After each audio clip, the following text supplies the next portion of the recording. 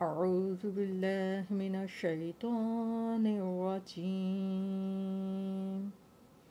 بسم الله الرحمن الرحيم. ألم تر كيف فعل ربك بأصحاب الفيل؟ ألم يجعل كيدهم في تضليل وأرسل عليهم طيرا أبابيل ترميهم بحجارة من سجيل فجعلهم كعصف مأكول। অর্থ হচ্ছে, তুমি কি দেখো নাই তোমার রব হস্তিওয়ালাদের সাথে কি করেছেন? তিনি কি তাদের চেষ্টা কৌশলকে সম্পূর্ণ নিষ্ফল করে দেন নাই? আর তিনি তাদের উপর ঝাঁকে ঝাঁকে পাখি পাঠিয়ে দিলেন, যারা তাদের উপর পাকা মাটির পাথর নিক্ষেপ করেছিল। অতঃপর তাদের অবস্থা এমন করে দিলেন যেন জন্তু জানোয়ারের ভক্ষণ করা ভুসি।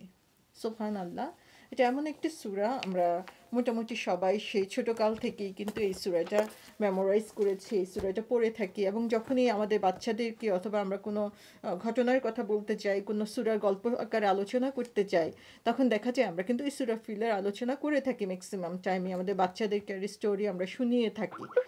তো খুবই পরিচিত একটি সূরা, এবং আমি আগেও বলেছি যে আমি পরিচিত সূরাগুলো অথবা আমরা কমনলি যেসব সূরা ইউজ করে থাকি সেগুলো নিয়ে আলোচনা করছি, কারণ এগুলো আমরা নামাজে সবসময় পড়ে থাকি, এবং নামাজে পড়ার কারণে আমরা যদি এই সূরাগুলো ভালো করে জানতে পারি এবং বুঝতে পারি, তাহলে নামাজের মধ্যে আমাদের কনসেন্ট্রেট করা অনেক বেশি ইজি হয়ে যাবে। আল্লাহ রাব্বুল আলামিন আমাদের জন্য সহজ করে দিন এটা।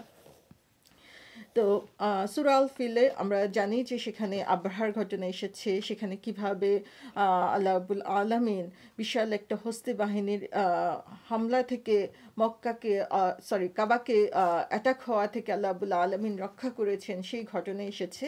তো সূরাটা শুরু করার আগে আমি খুব সংক্ষেপে সে ঘটনাটা একটু বলে নেই, তাহলে সূরাটার মূল কথাগুলো ক্যাচ করা আমাদের জন্য ইজি হবে। তো আমরা দেখি যে আমরা যখন অর্থটা পড়েছি তখন আমরা খেয়াল করে থাকবো যে সেখানে কোথাও কিন্তু বলে নাই যে ঠিক হুবহু কিভাবে পুরো ঘটনা বলা হয়নি। আল্লাহ রাব্বুল আলামিন শুধু মেইন ঘটনাটা সেখানে তুলে ধরেছেন, কারণ এই ঘটনাটা ছিল আরব সমাজের জন্য খুবই পরিচিত একটি ঘটনা। তো আজকে জাস্ট আমাদেরকে রিমাইন্ড করার জন্য আমরা এই ঘটনাটা একটু ব্যাকগ্রাউন্ড থেকে শুরু করি, এবং তারপরে আমরা সূরার আলোচনার মধ্যে যাব ইনশাআল্লাহ।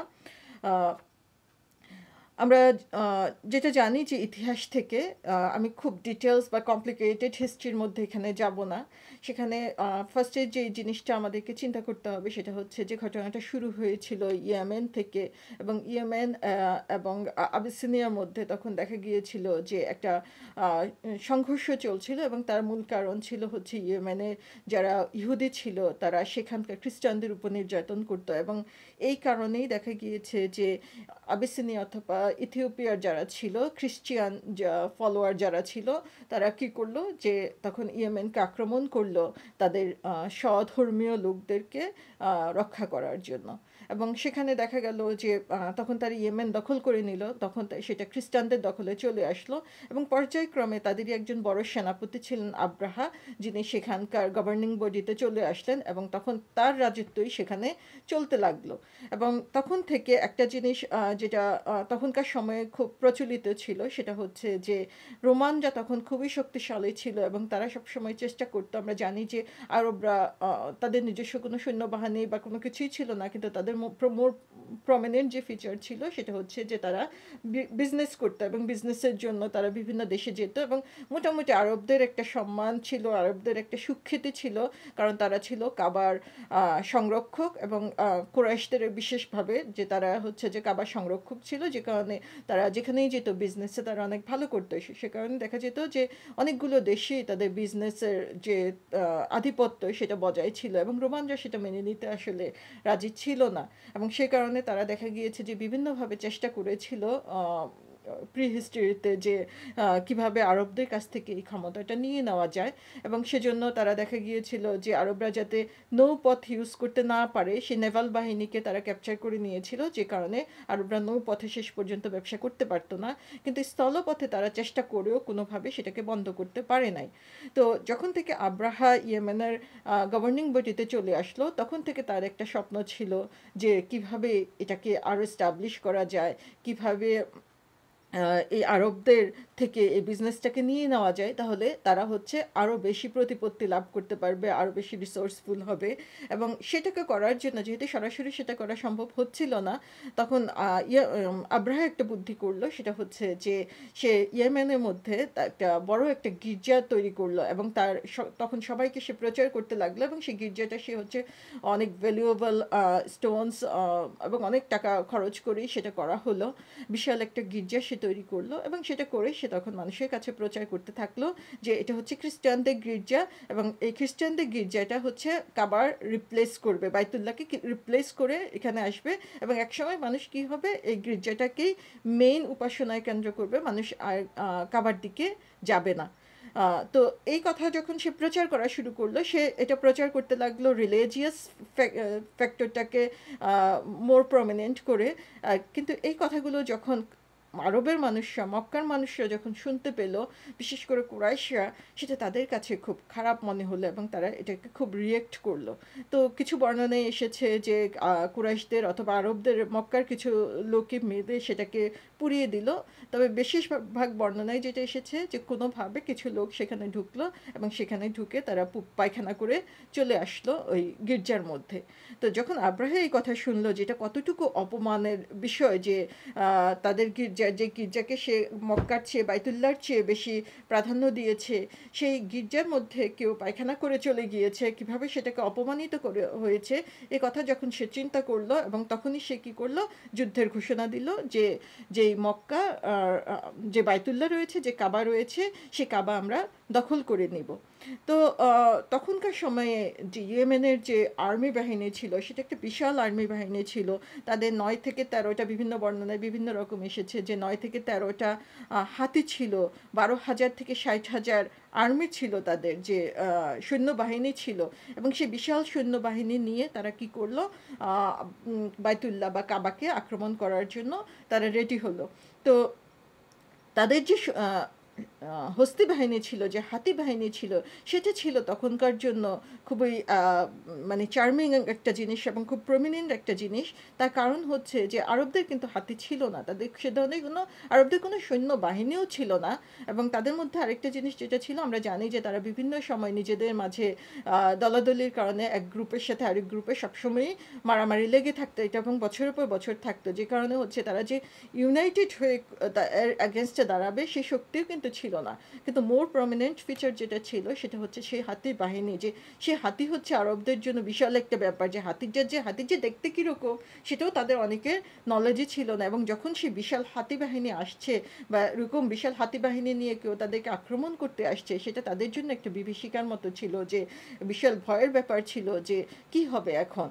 তো সেটাই আমরা দেখি যে যখন আব্রাহার বাহিনী এই বিশাল বাহিনী নিয়ে আসা শুরু করলো, তখন পথের মধ্যে অন্যান্য দলগুলো শুধুমাত্র তায়েফের গোত্র ছাড়া আর কেউই কিন্তু তাদেরকে সাপোর্ট দিল না। কারণ হচ্ছে তাদের সবার মূর্তিগুলো, তারা যেসব মূর্তির পূজা করতো, সেগুলো সব মূর্তিগুলো ছিল কাবাতে। এবং যদি তারা এখন তাদেরকে হেল্প করে, তাহলে তাদের ভয় ছিল যে তাহলে তাদের মূর্তিগুলা কুরাইশরা ধ্বংস করে দিবে, বা কাবার লোকজন ধ্বংস করে দিবে। এবং সে কারণে শুধুমাত্র তায়েফেরা তাদেরকে হেল্প করলো, কারণ তায়েফদের যে আইডল ছিল, যে মূর্তি ছিল লাত, সেটা তাদের কাছেই ছিল, সুতরাং তাদের কোনো ভয় ছিল না যে তাদের মূর্তি ক্ষতি হবে। এবং তারাও চাচ্ছিল যে তাদের মূর্তিটা প্রাধান্য পাক, যে কারণে কাবা থেকে তারা নিজেদেরকে বিচ্ছিন্ন করে নিয়েছিল। তো তারা তখন আব্রাহার গ্রুপকে সাপোর্ট দিল, এবং তাদের সাথে যুদ্ধে অংশগ্রহণ করলো, এবং তাদেরকে একজন লোক গাইড করে মক্কার দিকে নিয়ে যাচ্ছিল, কারণ রাস্তাটা ছিল খুবই কমপ্লিকেটেড। কিন্তু পথের মাঝেই দেখা গেল সেই লোকটা মারা গেল, এবং পরবর্তীতে আরবরা তার উপর এত ক্ষেপা ছিল, এত রাগ ছিল, যে সবসময় তার উপর লানত করতো এবং পাথর বর্ষণ করতো সেই জায়গা দিয়ে যাবার সময়। তো যাই হোক, এনিহাও আব্রাহা মক্কায় পৌঁছে গেল, এবং পৌঁছে যাওয়ার পরে সেখানে যে ঘটনাটা ঘটলো, আমরা জানি যে বিশাল সৈন্যবাহিনী নিয়ে গেল, এবং সেখানে যাওয়ার পরে যেহেতু কাফের কোরাইশদের, মক্কার কোরাইশদের সেখানে কোনো ধরনের প্রস্তুতিই ছিল না। তারা আসলে কি করবে, কিভাবে তাদেরকে প্রতিহত করবে সে ধারণা তাদের ছিল না, এবং তাদের সেই প্রতিহত করার মতো মনোবল বা কোনো ধরনের শক্তিও কিন্তু তাদের ছিল না। যে কারণে দেখা গেল যে তারা কি করলো, যে তাদের যে সর্দার ছিল তারা তাদেরকে বলল যে সবাই নিরাপদ স্থানে যাতে চলে যায়, এবং সেই নিরাপদ স্থানে তারা থাকুক, এবং আব্রাহা যা ইচ্ছে এখানে করে যাক। কিন্তু এখানেও আমরা দেখি যে যেই ন্যারেশন এসেছে সেখানে যে তারা বিভিন্নভাবে চেষ্টা করেছিল আব্রাহার সাথে একটা নেগোসিয়েশনে পৌঁছানোর জন্য, কিন্তু আব্রাহা নিজের ক্ষমতায়, যে এত বিশাল বাহিনী সে নিয়ে এসেছে, নিজের ক্ষমতা নিয়ে এত বেশি উৎফুল্ল ছিল যে সে নেগোসিয়েশনে যেতে রাজি হলো না। এবং এর মধ্যে আরেকটা বর্ণনায় এসেছে যে তিনি, আব্দুল মোত্তালিব ছিলেন তখন তাদের প্রধান, তো তিনি তাদেরকে কিছু প্রতিনিধি তার কাছে পাঠালেন যে তারা যদি আব্রাহার সাথে এগেনস্টে কাজ না করে তাহলে তিনি তাদেরকে হেফাজত করবেন এবং তাদের উপরে তিনি কোনো ধরনের আক্রমণ করবেন না। তখন আব্দুল মুত্তালিব অ্যান্সার করলেন যে বাইতুল্লাহর ব্যাপারে, কাবার ব্যাপারে আমাদের করার কিছু নাই, কারণ বাইতুল্লাহর মালিক যিনি তিনি সেটাকে রক্ষা করবেন। তারপরেও তার প্রতিনিধি বলল যে ঠিক আছে, আপনি আব্রাহার সাথে দেখা করেন। তখন আব্রাহা তার সাথে দেখা করতে গেল, এবং তখন আব্রাহাকে দেখে তিনি এমন, তার চেহারা বা তার ব্যক্তিত্ব দেখে আসলে আব্রাহা খুব ইনফ্লুয়েন্সড হয়ে গেলেন, এবং তিনি উঠে দাঁড়ালেন। দাঁড়িয়ে তাকে জিজ্ঞাসা করলেন যে আপনার জন্য আমি কি করতে পারি, বা কিছু করার আছে কিনা, সেরকম আপনি কি চান আমার কাছে। তখন আব্দুল মোত্তালিব তাকে বললেন যে তার কিছু উট ছিল, যে উটগুলো আব্রাহার লোকজন দখল করে নিয়েছে, সেই উটগুলোকে ছাড়িয়ে দেওয়ার জন্য। সাথে সাথে আব্রাহার এক্সপ্রেশন চেঞ্জ হয়ে গেল। আব্রাহা বলল যে আমি আপনাকে অনেক সম্মানিত মনে করেছিলাম, আপনার পার্সোনালিটি দেখে আমার মনে হয়েছিল যে আপনি খুব বিশাল একজন কিছু, কিন্তু আপনার কথা শুনে মনে হলো যে আপনি খুবই হীন, খুবই খারাপ একজন লোক, যে আপনাদের এত বছরের উপাসনার জায়গা, এত বছরের যে জায়গাটাকে কেন্দ্র করে আপনাদের সমস্ত কিছু, সেই কাবা ঘরকে আমি অ্যাটাক করতে এসেছি, আপনি সেটাকে বাঁচানোর জন্য কিছু বললেন না, আপনি এসেছেন আপনার কয়েকটা উটের কথা বলতে। তখন আব্দুল মোত্তালিব অ্যান্সার করলেন যে আমি হচ্ছে, এই উটগুলোর মালিক হচ্ছে আমি, সুতরাং এগুলোর রেসপন্সিবিলিটি হচ্ছে আমার উপরে, এগুলো হেফাজত করার দায়িত্ব হচ্ছে আমার, কিন্তু কাবা ঘরের রেসপন্সিবিলিটি আমার উপর না। কাবা ঘরের মালিক যিনি, তিনি সেটার জন্য রেসপন্সিবল, তিনি সেটাকে হেফাজত করবেন, সেখানে আর কারো কিছু করার নাই। তো সুবহানাল্লাহ, আমরা এখানে দেখি যে তারা যদিও মূর্তি পূজারী ছিল, যদিও তারা তখন ইসলামের দাওয়াত পায় নাই, কিন্তু আল্লাহর উপরে যে বিশ্বাসটা, আমরা জানি যে সেই সময়ও কাবা ঘরে 360টি মূর্তি ছিল, কিন্তু তারা কেউ কিন্তু সেই মূর্তির কাছে যে আবেদন করে নাই। তারা তখন সেই এক ইলাহের কাছে, সেই আল্লাহর কাছেই তারা আবেদন করলো যে আল্লাহ, তুমি তোমার ঘরকে রক্ষা করো, কারণ আমাদের এমন কোনো শক্তি নাই যেটা দিয়ে আমরা এদের এগেনস্টে দাঁড়াতে পারি। তো তারপরে আমরা জানি যে তারপরে ঘটনা এসেছে যে কিভাবে সেই আব্রাহার বাহিনী ধ্বংস হয়ে গেল। সেখানে আমরা দেখি যে তারা তাদের কুরাইশরা বা মক্কার লোকদেরকে, তারা তাদের গুচ্ছের লোকদেরকে বলল যে তোমরা নিরাপদ কোনো স্থানে চলে যাও, এবং তারা সেই নিরাপদ স্থানে যেয়ে নিজেদেরকে আশ্রয় দিল।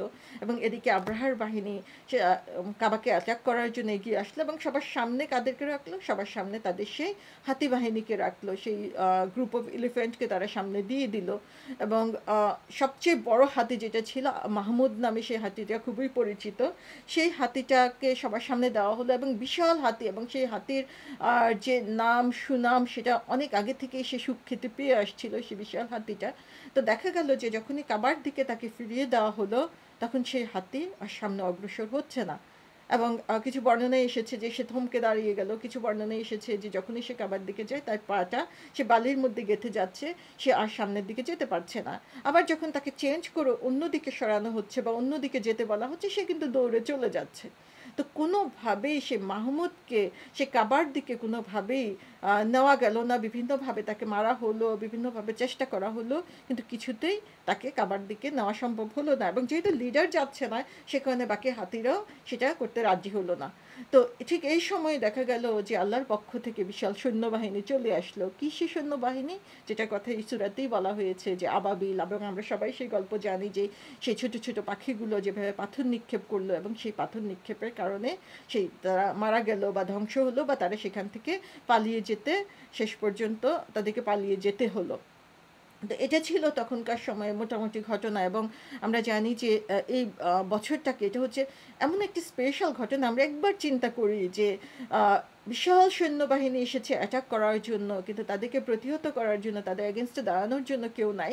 কিন্তু সেই সৈন্যবাহিনী পরাজিত হয়ে, ডিফিটেড হয়ে ব্যাক করলো। এটা কীভাবে সম্ভব হলো? এবং আরবরাও সেটা বুঝেছিল, মক্কার লোকেরাও তখন সেটা বুঝেছিল যে এটা সম্ভব হয়েছে শুধুমাত্র আল্লাহ রাব্বুল আলামিনের কুদরতের কারণে। আল্লাহ রাব্বুল আলামিন নিজে এই কাবাকে হেফাজত করেছে।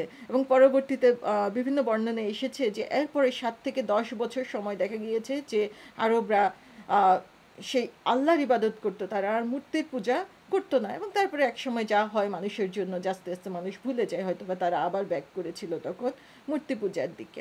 তাহলে এখানে আমরা দেখি যে সেই মক্কার লোকদের উপর এই বছরটা ছিল, তাদের কাছে এই বছরটা ছিল খুবই স্মরণীয়। যে বিশাল ঘটনা, ছোট একটা ঘটনা ঘটলেও আমরা দেখি যে লোকমুখে ওইটা ছড়াইয়ে যেতে থাকে। আর এত বড় একটা ঘটনা, সেটা তখন চারিদিকে ছড়িয়ে যেতে থাকলো এবং সব মানুষই তখন সেটা জানতে পারলো, আশেপাশে যারা রয়েছে, যে এ ধরনের একটা মিরাকল এখানে ঘটেছে।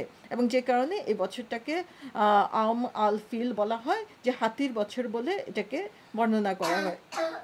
তো আমরা দেখি আল্লাহ রাব্বুল আলামিন এখানে ফার্স্টে বলেছেন যে আলাম তারা কাইফা ফাআলা রাব্বুকা বিআসহাবিল ফিল। তো এখান থেকে সূরা আল ফিল বলা হয়। ইমাম আবু হানিফা এই সূরাটার নাম করেছেন সূরা আলাম তারা। তো আলাম তারাকে উনি এখানে খুবই প্রমিনেন্ট হিসাবে দেখেছেন। আমরা দেখি কেন সেটা করা হয়েছে। তো আলাম তারা মানে হচ্ছে ডিডন্ট ইউ সি, তুমি কি দেখো নাই? তো আল্লাহ রাব্বুল আলামিন কথাই শুরু করছেন যে সূরাটা প্রথমে আর কিছুই নাই, আল্লাহ রাব্বুল আলামিন বলছে তুমি কি দেখো নাই? তো এটা হচ্ছে একটা, হচ্ছে অনেকটা অ্যাটেনশন ড্র করার জন্য, আর একটা হচ্ছে যে কোশ্চেন করে আমাদের মধ্য থেকে সত্যটাকে বের করে আনার জন্য। কোথাও কোনো কথা নাই, কিছু নাই, আমি কোথাও যেয়ে বললাম এই তুমি কি দেখছো, তুমি কি দেখো নাই ওটা হয়েছে যে, তখন সবাই কি হবে, এখানে যারা লোকজন থাকবে সবার চোখ আমার দিকে চলে আসবে, সবাই চিন্তা করবে যে হ্যাঁ কিসের কথা বলছে, কি ঘটনা ঘটছে, আরে শোনো তো কি বললো এখানে। তাহলে আবুল আলমিন এভাবে অ্যাটেনশন ড্র করছেন যে ডিডন্ট ইউ সি, তাহলে কি দেখি নাই, কিসের কথা বলছে, তাই না? তারপর স্বাভাবিকভাবেই মানুষের তখন আগ্রহটা বেড়ে যাবে এবং আল্লাহ রাব্বুল আলামিন তখন ফোকাস করছেন কিসের উপরে, যে কাইফা ফাআলা রাব্বুকা বিআসহাবিল ফিল, যে কিভাবে তোমার রব সে হাতির বাহিনীর সাথে তোমার রব কি করলো, সেটা কি তুমি দেখো নাই? তার মানে যখন মানুষ খুব ইগারলি ওয়েট করছে শোনার জন্য যে কী সেই ঘটনা, তখন আল্লাহ রাব্বুল আলামিন বললেন যে তুমি কি দেখো নাই কীভাবে হাতির বাহিনীর সাথে আল্লাহ রাব্বুল আলামিন কী করলেন, কী ধরনের ব্যবহার করেছেন তিনি তাদের সাথে। তো আমরা আরও ডিটেলস যাবো ইনশাল্লাহ। তো এখানে ফার্স্টেই বলা হয়েছে যে ডিডন্ট ইউ সি, তাহলে কাদের কথা, যে তুমি দেখো নাই, তুমিটা বলতে কাকে বোঝানো হয়েছে, এটা কার উদ্দেশ্যে বলা হয়েছে? তো মুফাসসিরগণ এটা বিভিন্নভাবে ব্যাখ্যা করেছেন। যে একটা হতে পারে যে যারা তখন ছিল, যে রাসূল সাল্লাল্লাহু আলাইহি ইসলামের জন্ম হয়েছে, বিভিন্ন বর্ণনাতে বিভিন্ন রকম এসেছে। তো মোর প্রমিনেন্ট যেটা, সেটা হচ্ছে যে এই হাতির ঘটনা ঘটার 50 দিন পরে রাসূল সাল্লাল্লাহু আলাইহি ইসলামের জন্ম হয়েছে। যাই হোক, বোঝা যাচ্ছে যে তার বেশ কিছুদিনের মধ্যে রাসূল সাল্লাল্লাহু আলাইহি ইসলামের জন্ম হয়েছে, এবং যে কারণে হচ্ছে তখন পর্যন্ত এই জিনিসটা সবারই খুবই পরিচিত ছিল এবং সবাই জানতো যে হাতির ঘটনাটা কি ঘটেছিল। তাহলে এখানে যারা দেখেছে তাদের মধ্যে অনেকেই ছিল যারা এই ঘটনাটা নিজের চোখে দেখেছিল, এবং সেই তাদের কাছ থেকে অন্যরা আস্তে আস্তে জেনেছে সেই ঘটনাগুলো। তো সেখানে আল্লাহ রাব্বুল আলামিন হয়তো বা স্পেসিফিক তাদের কথা বলছেন যে তোমরা কি দেখো নাই কি ঘটেছিল সেদিন। তখন তাদের সবার মনের মধ্যে কিন্তু প্রশ্ন চলে আসবে যে অনেক আগে সেই ঘটনাটাকে আবার যেন মনে করিয়ে দেওয়া, যে কি হয়েছিল সেদিন, কিভাবে তারা রক্ষা পেয়েছিল, এবং একটা মানে চোখের সামনে একটা ধ্বংস দেখতে পাচ্ছিল তারা, সেই ধ্বংস থেকে নিজেদেরকে কিভাবে তারা বাঁচিয়ে এনেছে, কিভাবে তারা বেঁচে গিয়েছে, এবং যেখানে তাদের নিজস্ব কোনো চেষ্টাই ছিল না, সেই চেষ্টা ছাড়াই কিভাবে তাদেরকে বাঁচিয়ে দেওয়া হলো। আল্লাহ রাব্বুল আলামিন তাদেরকে আবার সেই জিনিসগুলো রিভিউ করাচ্ছেন, সেই জিনিসগুলো রিমাইন্ড করিয়ে দিচ্ছেন, যে তাদের জন্য এটা একটা গ্রেট রিমাইন্ডার যে তুমি কি দেখো নাই যে কী হয়েছিল সেদিন। তাহলে এগুলো দেখার পরেও কিভাবে তার রেসপন্স এরকম হয়ে থাকে, তো আল্লাহ রাব্বুল আলামিন সেই কথার দিকে স্মরণ করিয়ে দিচ্ছেন। আবার অনেক মুফাসসির বলেছেন যে যেহেতু কোরআনটা আসলে রাসূল সাল্লাল্লাহু আলাইহি সাল্লামের মাধ্যমে আমাদেরকে শেখানোর জন্য, এখানে রাসূল সাল্লাল্লাহু আলাইহি সাল্লামকে উদ্দেশ্য করে বলা হচ্ছে যে রাসূল সাল্লাল্লাহু আলাইহি ইসলাম তখন তো ছিলেন না, তাহলে তিনি কিভাবে দেখবেন, তাই না? তো এখানে রাসূল সাল্লাল্লাহু আলাইহি ইসলামকে উদ্দেশ্য করে বলা হচ্ছে যে তুমি কি শোনো নাই, তুমি কি রিয়েলাইজ করো নাই যে কিভাবে সেই ঘটনাটা ঘটেছিল। রাসূল সাল্লাল্লাহু আলাইহি ইসলামকেও সেই ঘটনার কথা মনে করিয়ে দেওয়া হচ্ছে, অথবা রিমাইন্ডার দেওয়া হচ্ছে। আলাম তারা, তারা শব্দটা হচ্ছে যে দেখা। সো এই দেখাটা কীরকম? দেখার জন্য অনেক অ্যারাবিক ওয়ার্ড রয়েছে, কিন্তু এখানে তারা শব্দটি ইউজ করা হয়েছে যে কেন কী দেখার কথা বলা হয়েছে? রাসূল সাল্লাল্লাহু আলাইহি ওয়াসাল্লাম তো এটা দেখে নাই, অনেকেই দেখে নাই। যারা তখন সময়ে ছিল বা কাছাকাছি যারা ছিল তারাই শুধু দেখেছে। বা এখনকার সময়ের জন্য আমরা জানি যে কোরআন হচ্ছে সার্বজনীন। তাহলে আজকে তো আমরা কেউই দেখি নাই আম আল ফিলে কী ঘটেছিল বা সেই হাতির ঘটনাটা কী হয়েছিল। তাহলে আমাদেরকে উদ্দেশ্য করে কি এটা বলা হচ্ছে? আসলে এই দেখাটা আমাদের যে ফিজিক্যাল চোখ, সেই ফিজিক্যাল চোখ দিয়ে দেখার কথা বলা হয় নাই। এটা বলা হয়েছে যে টু গেট ইনসাইট, বুঝা, জিনিসটা হৃদয় দিয়ে উপলব্ধি করা, জিনিসটাকে বুঝার জন্য, রিয়েলাইজ করার জন্য চেষ্টা করা, জিনিসটা নিয়ে চিন্তা করা। এই কথাটাকে বোঝানোর জন্য তারা শব্দটি ইউজ করা হয়, যে শুধু ফিজিক্যালি চোখের সামনে যা আছে সেটাকেই শুধু দেখতে পাওয়া, সেটাকে বোঝানো হয় না, বরং হৃদয় দিয়ে বুঝা, যেটাকে কোনো একটা জিনিস শুধু দেখা না, কোনো একটা জিনিস শোনার পরে সেটাকে বুঝার চেষ্টা করা, সেই বুঝাটাকেই তারা শব্দটা বলা হয়। আমরা দেখা যায় অনেক সময় কারো কাছে কিছু এক্সপ্লেন করলাম, এক্সপ্লেন করার পরে সে কী বললো, আই সি, যে এখন সে বুঝতে পেরেছে, আই গট ইট নাও। এটাকে আমরা কীভাবে বলছি, যে আই সি। তো এই সি মানে কি? আমি দেখলাম? আসলে তো আমি কিছুই দেখি নাই। মানে আমি জিনিসটা এখন বুঝতে পারলাম, জিনিসটাকে বুঝার মতো ক্যাপাসিটি এখন হয়েছে, বা জিনিসটা বুঝার মতো ক্লিয়ার হয়েছে এখন আমার কাছে। তো তারা শব্দটা অ্যারাবিকে এটা প্রেজেন্ট ফর্মে ইউজ করা হয়, যার মানে হচ্ছে যে এই জিনিসটা হয়েই যাচ্ছে, ওভার অ্যান্ড ওভার, বারবারই হয়ে যাচ্ছে। অর্থাৎ এই ধরনের ঘটনা শুধু জীবনে একবারই ঘটেছে এই পৃথিবীর ইতিহাসে তাই নয়, বরং এই ঘটনাটা বারবারই হচ্ছে, বারবার হয়েই যাচ্ছে, এরকম ধরনের ঘটনা। তো আল্লাহ রাব্বুল আলামিন এই তারা শব্দটা, যে এটা শুধু ওয়ান্স ইন আ ওয়াইল্ড বা once in the life time এরকম না, বরং এই জিনিসগুলো, এই ধরনের ঘটনা বারবারই আসছে, সেই জিনিসটা আমাদেরকে মনে করিয়ে দিচ্ছেন। তো আল্লাহ রাব্বুল আলামিন বলছেন যে ডিডন্ট ইউ সি, কী হয়েছিল? তো যখনই এটা বলা হচ্ছিল যে হাতির ঘটনাটা কী হয়েছিল, আমরা সবাই কিন্তু একবার চোখ বন্ধ করে চিন্তা করব যে কী হয়েছিল সেদিন, কীভাবে সমস্ত কিছু ধ্বংস হয়ে গেল, কীভাবে এত বড় সৈন্যবাহিনী ব্যাক করলো, কীভাবে আল্লাহ রাব্বুল আলামিন কাবাকে রক্ষা করলেন, আল্লাহর ঘরকে রক্ষা করলেন। আমরা সবাই একটু চোখ বন্ধ করে চিন্তা করব যে এটা অনেকটা সেন্স অফ শক, যে আল্লাহ রাব্বুল আলামিন আমাদেরকে যে একটা ধাক্কা দিচ্ছেন এখানে, যে বুঝার জন্য, যে একবার চিন্তা করো, একবার রিয়েলাইজ করার জন্য চেষ্টা করো, একবার বুঝার জন্য চেষ্টা করো। যখনই আমরা একটু চিন্তা করব, তখনই কি হবে, খুব স্বাভাবিকভাবে আমাদের মাথাটা কিন্তু আল্লাহর দিকে নিয়ে আসবে, যে কে করেছেন এত বড় একটা কাজ, কার পক্ষে সম্ভব হয়েছে এটা করা, কোনো মানুষের পক্ষে কি সম্ভব ছিল? আমরা কি সম্ভব আমাদের এই কাজ দিয়ে, আমাদের কথা দিয়ে, অথবা আমাদের চেষ্টা দিয়ে এ ধরনের মিরাকল কিছু করা? এই সমস্ত কিছুই সম্ভব হয়েছে আল্লাহ রাব্বুল আলামিনের পক্ষে। তো আল্লাহ রাব্বুল আলামিন সে ধরনের একটা শকিং একটা সায়েন্স দিয়ে আমাদেরকে এই সূরাটা শুরু করাচ্ছেন, যে একবার আমরা শুধু চোখ বন্ধ করে চিন্তা করি যে কী ঘটেছিল, তাহলে স্বাভাবিকভাবেই আমাদের মনটা আল্লাহর দিকে ফিরে আসবে। এবং আমরা জানি যে কোরআন যখন রাসূল সাল্লাল্লাহু আলাইহি ইসলামের কাছে নাজিল হতো, তখন তার কাছে একটা ছিল যে এটা রাসূল সাল্লাল্লাহু আলাইহি ইসলাম নিজে বানিয়ে বলছেন। যদি তারা নিজেও জানতো যে রাসূল সাল্লাল্লাহু আলাইহি ইসলাম ইলিটারেট, তিনি লেখাপড়া জানতেন না, কিন্তু তারপরেও তারা তার উপরে দোষারোপ করতো যে সে এটা নিজে বানিয়ে এটাকে বলছে। তো এখানে কথার স্টাইল থেকে আমরা দেখতে পাচ্ছি যে রাসূলকে উদ্দেশ্য করে বলা হচ্ছে, তার মানে রাসূল এটা নিজে বানান না, এটা আল্লাহর পক্ষ থেকেই নাজিল হয়ে এসেছে। তাহলে এখানে আমরা দেখি যে ডিডন্ট ইউ সি, কি হোয়াট হ্যাপেন, যে আল্লাহ রাব্বুল আলামিন ওইভাবে আমাদেরকে মনে করিয়ে দেওয়ার মাধ্যমে এখানে আসলে দুইটা জিনিস কাজ করছে। একটা হচ্ছে যে কাফিরদের জন্য এটা একটা সতর্কবাণী, এটা একটা ওয়ার্নিং তাদের জন্য, যে তাদের নিজস্ব ক্যাপাসিটিতে এটা হয় নাই, তাদের এত বছরের সম্মান প্রতিপত্তি, আমরা যখন সূরা কুরাইশ পড়ব তখন দেখব যে কাফিরদের এই সম্মান প্রতিপত্তি, তাদের যে ব্যবসার উন্নতি, সমস্ত কিছুর মূল কারণ ছিল এই বাইতুল্লাহ, এই কাবাঘর। এই কাবাঘরে তাদের যে কুরাইশদের যে আধিপত্য ছিল, সেই কারণেই সবাই তাদেরকে সম্মান করত। তো আল্লাহ রাব্বুল আলামিন তাদেরকে মনে করিয়ে দিচ্ছেন যে তোমাদের জন্য আল্লাহর যে ফেভার, যে আল্লাহ যে কীভাবে তোমাদেরকে এই ধ্বংস থেকে রক্ষা করলেন, সেটার জন্য কি তোমাদের গ্রেটফুল হওয়া উচিত না? কারণ আমরা জানি যে এরপরে তারা 7 থেকে 10 বছর শুধুমাত্র আল্লাহর ইবাদত করেছে, তাদের মূর্তিগুলোর পূজা কিন্তু করেন নাই। তাহলে রাসূল সাল্লাল্লাহু আলাইহি ইসলাম তাদেরকে কিসের দিকে দাওয়াত দিচ্ছে? রাসূল সাল্লাল্লাহু আলাইহি ইসলাম তো তাদেরকে সেই আল্লাহর দিকেই দাওয়াত দিচ্ছেন, যে আল্লাহ তাদেরকে রক্ষা করেছেন। আল্লাহ রাব্বুল আলামিন তাদের জন্য এটা একটা ওয়ার্নিং হিসেবে সেট করে দিয়েছেন, যে স্মরণ করো আল্লাহর ফেভার এবং বি গ্রেটফুল টু হিম। যে আল্লাহ রাব্বুল আলামিন কিভাবে তোমাদেরকে রক্ষা করেছে, সেখানে কারো কোনো এক বিন্দু পরিমাণ ক্ষমতা ছিল না, শুধুমাত্র আল্লাহর পক্ষ থেকেই সেটা হয়েছে। আর রাসূল সাল্লাল্লাহু আলাইহি ইসলামকে সান্ত্বনা দিচ্ছেন যে আব্রাহার বিশাল বাহিনী নিয়ে এসেছিল, যে বাহিনীর কথা কুরাইশা বা মক্কার লোকজন চিন্তাও করতে পারে না যে এই ধরনের বাহিনী তারা কখনো জোগাড় করতে পারবে। সেই বাহিনীর এগেনস্টে নিরস্ত্রভাবে যুদ্ধ না করে, কোনো কিছু না করে, চেষ্টা না করে কিভাবে তাদেরকে আল্লাহ রাব্বুল আলামিন রক্ষা করেছেন। আজকে রাসূলের বিরুদ্ধে সমগ্র মক্কার মানুষ, সমগ্র আরবের মানুষ যার বিরোধিতা করছে, সেখানে মন হারানোর, হতোদ্যম হওয়ার কিছু নেই।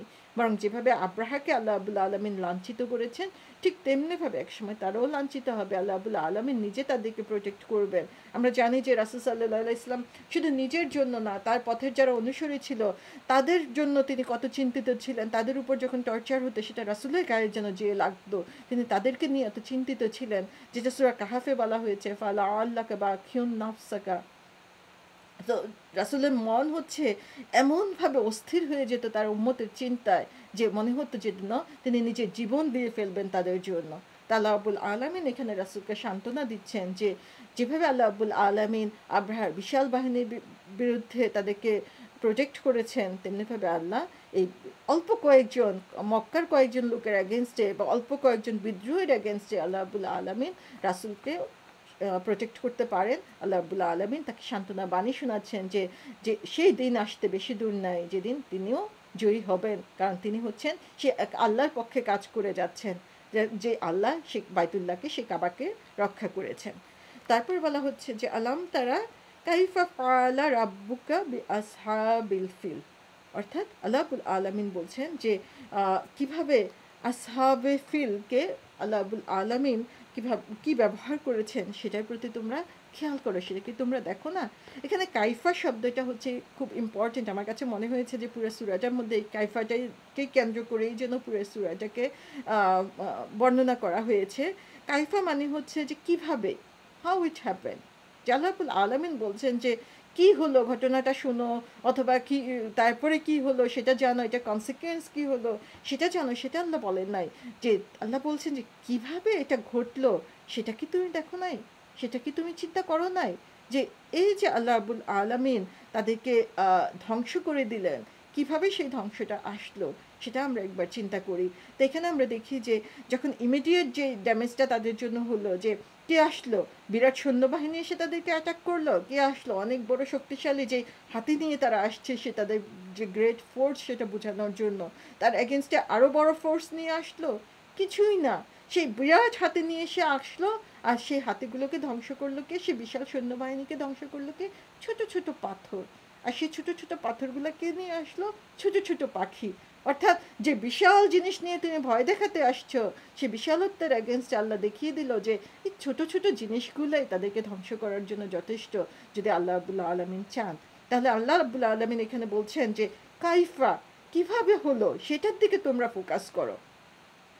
তারপরে আমরা জানি যে যখন কিছু লোক সেখানেই মারা গেল, কিছু ফোর্স সেখানেই মারা গেল, আবার কিছু ফোর্স কি করলো যে তারা সেখান থেকে, তারা তো ভয় পেয়ে গেল যে এ ধরনের ঘটনা তো কেউ কখনো শুনে নাই, দেখে নাই, চিন্তাও করে নাই, তখন তারা ভয় পেয়ে সেখান থেকে পালিয়ে যেতে থাকলো।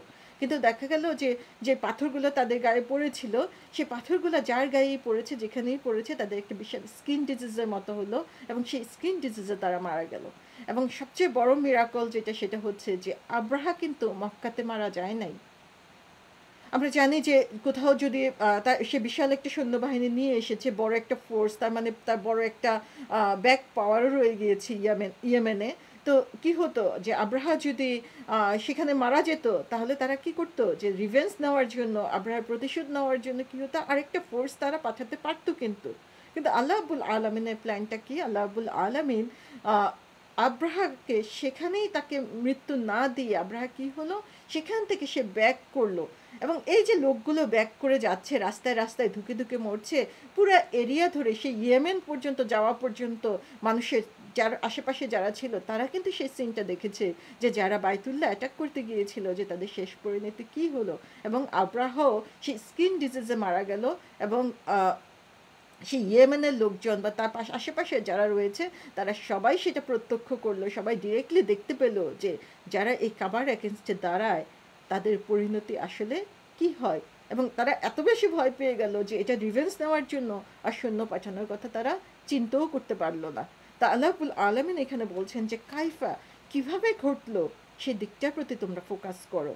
তাহলে আমরা দেখি এই সব কিছুই কিন্তু কোনোটাই কিন্তু মানুষের তৈরি কোনো কিছু না, সব কিছুই হচ্ছে আল্লাহ রাব্বুল আলামিনের দেওয়া। তা আল্লাহ যদি ইচ্ছা করেন তার ধর্মকে, তার ফলোয়ারদেরকে প্রোটেক্ট করার জন্য, তাহলে কেউ পারবে না সেটাকে ধ্বংস করে দিতে।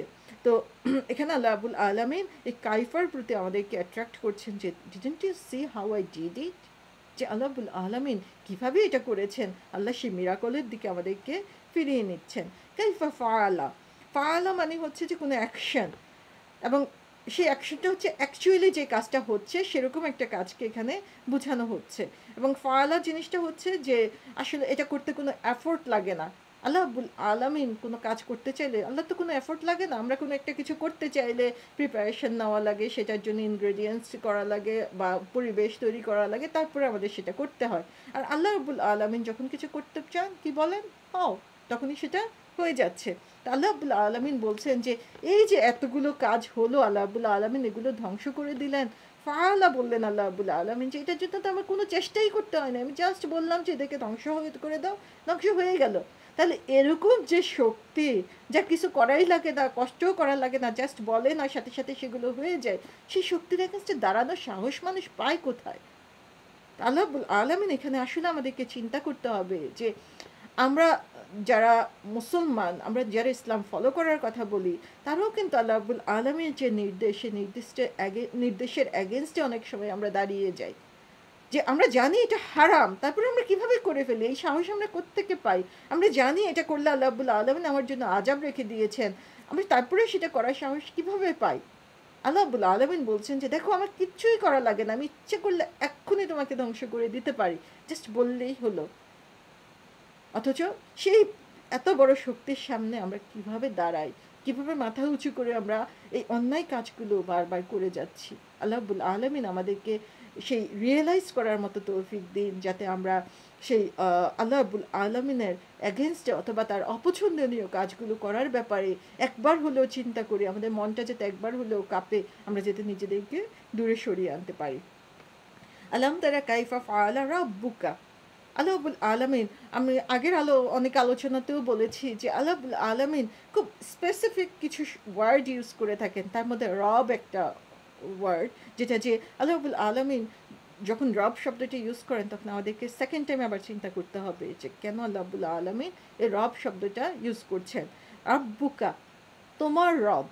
আল্লাহ রাব্বুল আলামিন এখানে তার কোনো নাম ইউজ করেন নাই, আল্লাহ শব্দটি ইউজ করেন নাই, কারণ আল্লাহ শব্দটার সাথে কিন্তু মক্কার লোকজন পরিচিত ছিল। তারা যদিও অন্য মূর্তি পূজা করত, কিন্তু তারা জানতো আল্লাহ আছেন, এবং যে কারণে আমরা দেখি যে তারা কি করেছে, যে আব্রাহা যখন অ্যাটাক করতে এসেছে তারা বলছে যে এই ঘরের মালিক হচ্ছেন আল্লাহ, সুতরাং সেই আল্লাহর কাছেই তারা চেয়েছেন এবং আল্লাহর কাছে সেটাকে সুপোর্ট করে দিয়েছেন।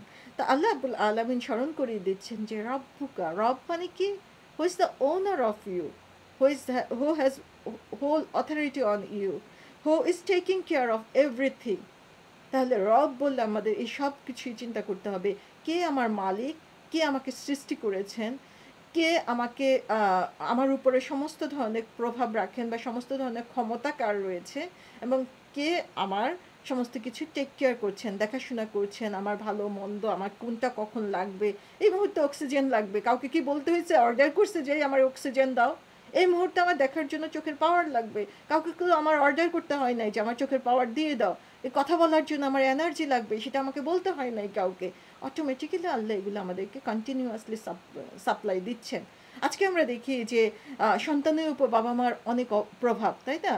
বা ওয়াইফের উপরে হাজব্যান্ডের অনেক প্রভাব, যে আমি যা বলি তাই করতে হবে, আমি যেভাবে বলছি। আমরা বাচ্চাদের কি বলছি, যে আমাদের বাচ্চারা জিজ্ঞেস করে হ্যাঁ এটা কেন করবো আমরা, আরে আমি বলছি আবার কথা বলে আমার উপরে।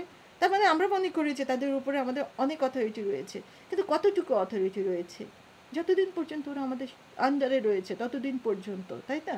তারপরে তো ওরা নিজেদের মতো স্বাধীন। ওরা যখন অ্যাডাল্ট হয়ে যাচ্ছে তখন কি বাবা মার কথা কেউ শুনে? আজকে আমি কি আমার বাবা মাকে কয়বার জিজ্ঞাসা করি যে এটা করব নাকি ওইটা করব? এখন আমি আমার নিজের স্বাধীন মতো সব কিছু করছি। তার মানে সব অথরিটিরই একটা লিমিটেশন আছে, কিন্তু আল্লাহ রাব্বুল আলামিনের যে অথরিটি সেটার কোনো লিমিটেশন নাই। আমি ইচ্ছে করলেই আজকে যা ইচ্ছা আমি অনেক কিছু প্ল্যান করতে পারি, যেটা আমাদের পরের আলোচনায় আসবে, কিন্তু সেই প্ল্যানটা আমি বাস্তবায়ন নাও করতে পারি। সে বাস্তবায়নের কলকাঠি হচ্ছে আল্লাহ রাব্বুল আলামিনের কাছে। আল্লাহ এখানে মনে করিয়ে দিচ্ছেন, একদিকে মনে করিয়ে দিচ্ছেন কাফেরদেরকে, তোমরা যার দ্বারা এত কিছু পাচ্ছ তোমার সেই রবের কথা চিন্তা করো। আর আরেক দিক দিয়ে রাসূল সাল্লাল্লাহু আলাইহি সাল্লামকে বলছেন যে তোমার রব আল্লাহ রাব্বুল আলামিন তাকে বারবার স্মরণ করিয়ে দেন যে তোমার রব তোমাকে ছেড়ে যান নাই, প্রত্যেকটা মুহূর্তে তোমার রব তোমার সাথে আছে। সুতরাং তুমি তার উপরে ডিপেন্ড করো, যার উপরে তুমি ডিপেন্ড করছো সে তো তোমাকে ছেড়ে দিবে না, এই কঠিন অবস্থার মধ্যে ফেলে রেখে তোমাকে চলে যাবে, সেরকম তো তোমার রব না। তাহলে এখানে আমরা দেখি যে আল্লাহ রাব্বুল আলামিন স্পেশালি রাসূল সাল্লাল্লাহু আলাইহি ইসলামকে উদ্দেশ্য করে বলতে পারেন বা অন্যদেরকে উদ্দেশ্য করে বলতে পারেন, কিন্তু আমার কাছে এখন মনে হয় যে এটা মোর হাইলাইটেড ফর আস নাও, যে আমাদের জন্য এখন আল্লাহ রাব্বুল আলামিন মনে করিয়ে দিচ্ছেন যে তোমরা একবার চিন্তা করো যে তোমাদের রব কি করেছিল। আমরা যদি তাকে রব হিসেবে মানি তাহলে প্রতি মুহূর্তেই তার কথা আমাদের চিন্তা করতে হবে। তোমাদের রব কি করেছেন? আসহাবে ফিলের সাথে, যে আসহাবে ফিল সাহাবা, আমরা সবাই সাহাবা শব্দটার সাথে পরিচিত, যে রাসূলের সাহাবা, তাই না? যে সাহাবা শব্দটা মানে হচ্ছে কারোর সাথে কেউ যদি লং টার্ম থাকে, 1 বছর থাকলো, 2 বছর থাকলো, আমাদের ফ্রেন্ডরা আমাদের সাথে কয়েক বছর থাকে, কিছুদিনের জন্য ফ্রেন্ডশিপ হয়, তারা কিন্তু সাহাবা না। যারা কন্টিনিউয়াসলি সাথে থাকে তাদেরকে সাহাবা বলা হয়, এটা হচ্ছে একটা লং টার্ম। তো এখানে বলা হয়েছে যে আসহাবুল ফিল, যে যে হাতির সাথে যে গ্রুপটা এসেছিল সেই গ্রুপের কথা এখানে বলা হয়েছে, যে তারা সেই সফরটা কিন্তু অনেক দিন ধরেই তাদের হয়েছিল। তো এখানে আমরা দেখি যে আল্লাহ রাব্বুল আলামিন, যেটা আমি বলি যে কোরআনের প্রত্যেকটা ওয়ার্ড হচ্ছে চিন্তা করার মতো, প্রত্যেকটা ওয়ার্ডের উপরেই আমাদেরকে মানে থিঙ্ক করতে হবে যে আল্লাহ রাব্বুল আলামিন কেন এই ওয়ার্ডটা এভাবে ইউজ করেছেন। আল্লাহ রাব্বুল আলামিন আসহাবুল ফিল বলেছেন। তো ফিলের আসহাব মানে হাতের সঙ্গীরা, এটাকে এভাবে আমরা যদি বলি যে হাতির সঙ্গীরা, আমরা কি বলি যে রাসূল সাল্লাল্লাহু আলাইহি ইসলামের সাহাবা, তার মানে যে মোর প্রমিনেন্ট তার সাহাবা। আমরা তো বলি না যে আবু বকরের সাহাবা হচ্ছে প্রফেট মুহাম্মদ, কারণ প্রফেট মুহাম্মদ হচ্ছেন মোর প্রমিনেন্ট। তাহলে যে মোর প্রমিনেন্ট তার সাহাবা, তার কম্পেনিয়ন বলা হয়। এখানে কি বলা হচ্ছে? আসহাবিল ফিল। তাহলে কার কম্পেনিয়ন এখানে? কার সঙ্গে? হাতির সঙ্গী। তাহলে এখানে মোর প্রমিনেন্ট কে? হাতি। আল্লাহ রাব্বুল আলামিন এখানে হাতিকে মানুষের চেয়েও বেশি সম্মান দিয়েছেন। কেন সেই সম্মানটা দিয়েছেন? তার কারণ হচ্ছে আমরা জানি যে ঘটনাটা ঘটেছিল যে মাহমুদ সব কিছু করলো, তাকে যেভাবে নির্দেশ দেওয়া হলো সবই করা হলো, কিন্তু যখন কাবা অ্যাটাক করতে বলা হলো তখন তারা কিন্তু সেটা করতে রাজি হলো না। যে রব তাদেরকে গাইড করছে সেই রবের অ্যাগেনস্টে, সেই রবের ঘরের অ্যাগেনস্টে তারা কিছু করতে রাজি হলো না। তাহলে যে প্রাণীগুলো, তাদের কোনো বুদ্ধি নাই, বিবেক নাই, বিবেচনা নাই, কিছু করার ক্যাপাসিটি নাই, সে যদি এভাবে রিয়েক্ট করতে পারে, একজন মানুষ যাকে আশরাফুল মাখলুকাত করা হয়েছে, বুদ্ধি বিবেক দেওয়া হয়েছে, আমরা তো কত ইন্টেলিজেন্ট, তাই না? কত ট্যালেন্টেড, কত কিছু ইনভেন্ট করে ফেলছি, কত কিছু বলে ফেলছি। আমরা কথা বলি যখন আমাদের অনেক সময় সেন্স থাকে না যে আমি এত ভালো কথা বলতে পারি, এত সুন্দর করে সবাইকে বুঝিয়ে দিতে পারি। এই যে মানুষ, ট্যালেন্টেড মানুষ আল্লাহ রাব্বুল, এত ইন্টেলেক্ট দিয়ে আল্লাহ রাব্বুল আলামিন তৈরি করে দিয়েছেন, সেই মানুষকে আল্লাহ রাব্বুল আলামিন কি বলেছেন? তারা হচ্ছে হাতের সঙ্গী। তার মানে হচ্ছে যে যখন তোমার ইবাদতের প্রশ্ন আসছে, তোমার রবকে ফলো করার প্রশ্ন আসছে, সে হাতিগুলো তোমাদের চেয়ে, যারা তাদের সাথে ছিল, যে মানুষগুলো ছিল, তাদের চেয়েও গ্রেট, তাদের চেয়েও অনেক বেশি উপরে আল্লাহ রাব্বুল আলামিনের কাছে। তাহলে সেই আল্লাহর কাছে সম্মানিত হওয়ার উপায় কি? আল্লাহ রাব্বুল আলামিনের কথাকে ফলো করা, আল্লাহ রাব্বুল আলামিনের নির্দেশকে ফলো করা। তো এখানে আমরা দেখি যে আল্লাহ রাব্বুল আলামিন এই ফার্স্ট আয়াতটাতেই মনে হয় যেন দুনিয়ার সমস্ত কথা বলে দিয়েছেন, যে তোমরা কি একবার চিন্তা করবা না কিভাবে এই ঘটনাগুলো ঘটলো, কিভাবে আল্লাহ রাব্বুল আলামিন এটা করলেন, আর কে করেছেন? তোমার রব করেছেন। তো তুমি যদি নিজেকে এখন গ্রেট মনে করতে চাও, নিজেকে ভালো মনে করতে চাও, নিজেকে সম্মানিত করতে চাও, তাহলে কি করতে হবে? সেই এলিফেন্টগুলোর চেয়েও তোমাকে যদি বেটার মনে করতে চাও, তাহলে তাদের চেয়েও বেশি আল্লাহর অবিডিয়েন্ট হও, তাদের চেয়েও বেশি আল্লাহর কথা ফলো করো, তাদের চেয়েও বেশি করে আল্লাহকে খুশি করার জন্য চেষ্টা করো। তাহলে আমরা দেখি যে এখানে আল্লাহ রাব্বুল আলামিন প্রথম কথাটা এভাবে শুরু করেছেন। সেকেন্ড আয়াতে বলেছেন আলাম ইয়াজআল কাইদাহুম ফি তাদলিল। আবার আলাম শব্দটি এসেছে যে তিনি কি করেছেন?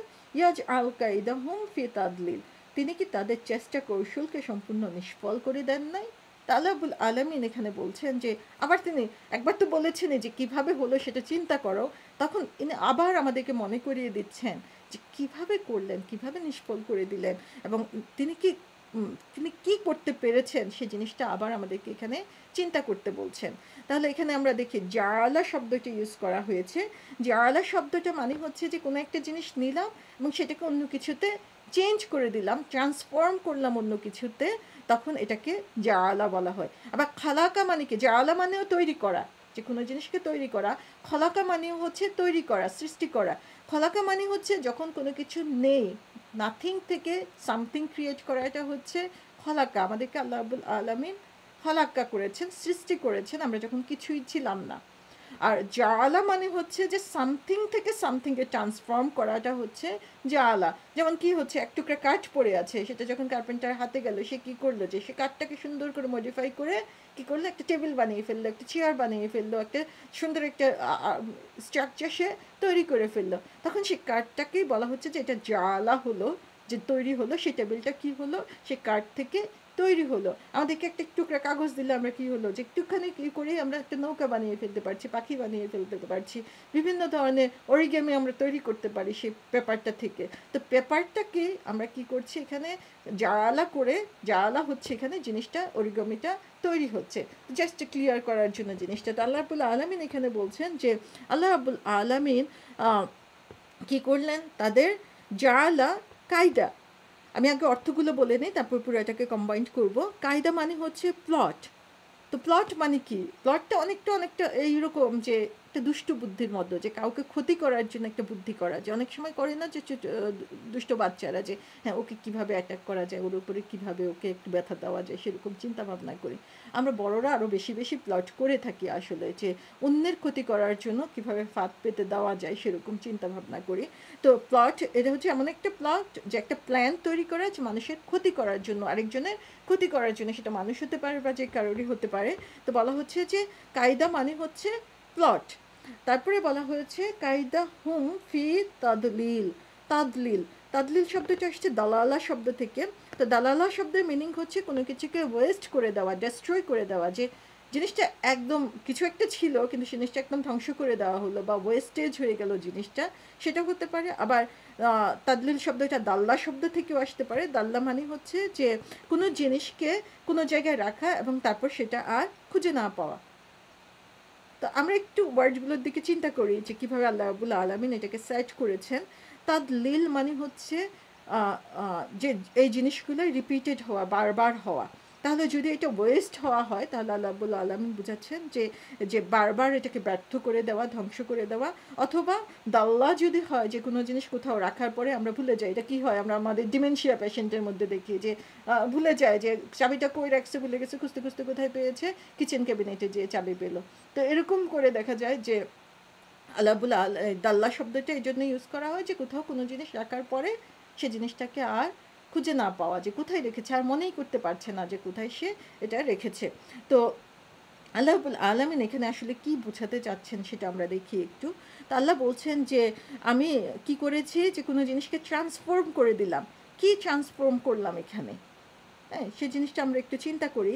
এ ব্যাপারে সূরা বাকারার 15 নম্বর আয়াত আল্লাহ রাব্বুল আলামিন বলছেন যে কাফেরদের উদ্দেশ্য করে বলছেন যে আল্লাহ তাদেরকে মক করছেন এবং তাদেরকে তাদের এই খারাপ কাজ করার যে সুযোগ সেটাকে তিনি বাড়িয়ে দিচ্ছেন, এবং তারপরে তারা কি হচ্ছে, যে অন্ধের মতো তারা ঘুরতে থাকে। তো এই জিনিসটা, এই সিনারিটা আমরা যদি একটু সামনে রাখি, যে আল্লাহ রাব্বুল আলামিন তাদের সাথে আসলে একটু কৌতুক করছেন, একটু উপহাস করছেন, কিভাবে যে তারা দুনিয়াতে খারাপ কাজ করছে। আমরা দেখি কি, যে একদিন হয়তোবা সে খুবই ভালো মানুষ, একদিন একটা খারাপ কাজ করে ফেললো, যেটা আমরা মিথ্যা কথার মধ্যে দেখে থাকি, যে হয়তোবা কোনো একটা কারণে আজকে হঠাৎ অ্যাক্সিডেন্টাল একটা মিথ্যা কথা বলে ফেললাম, তারপরে এটা কেন হলো সেটা থেকে বাঁচানোর জন্য আরও কয়েকটা মিথ্যা, মিথ্যার পরে মিথ্যা, মিথ্যার পরে মিথ্যা কিন্তু চলতেই থাকে তখন। বা দেখা গেল যে কোনো একটা মানুষ সারা জীবনে হয়তো বা ভালো ছিল, একটা খারাপ কাজ করে ফেললো, একটা করার পর তার মনে হলো কোনো তো সমস্যা হয় নাই, কেউ বুঝেও নাই, টেরও পায়নি, তাহলে তারপরে তখন সে আরেকটু অ্যাডভান্স হয়, তারপরে সে আরেকটু অ্যাডভান্স হয়। তা আল্লাহ বলছেন যে আল্লাহ রাব্বুল আলামিন আসলে তাদের সাথে এখানে উপহাস করছেন, মশকরা করছেন, তাদের সাথে তামাশা করছেন, যে তাদেরকে তাদের খারাপ কাজ করার জন্য আল্লাহ তাদেরকে ছেড়ে দিচ্ছেন, যে ব্লাইন্ডলি তারা অন্ধের মতো তখন ঘুরতে থাকে, যে করতেই থাকে করতেই থাকে। তো এই এক্সাম্পলটা এরকম অনেকটা দেওয়া হয়েছে যে একটা কুকুরকে, মানে এটা হচ্ছে একটা শাস্তি কুকুরের জন্য।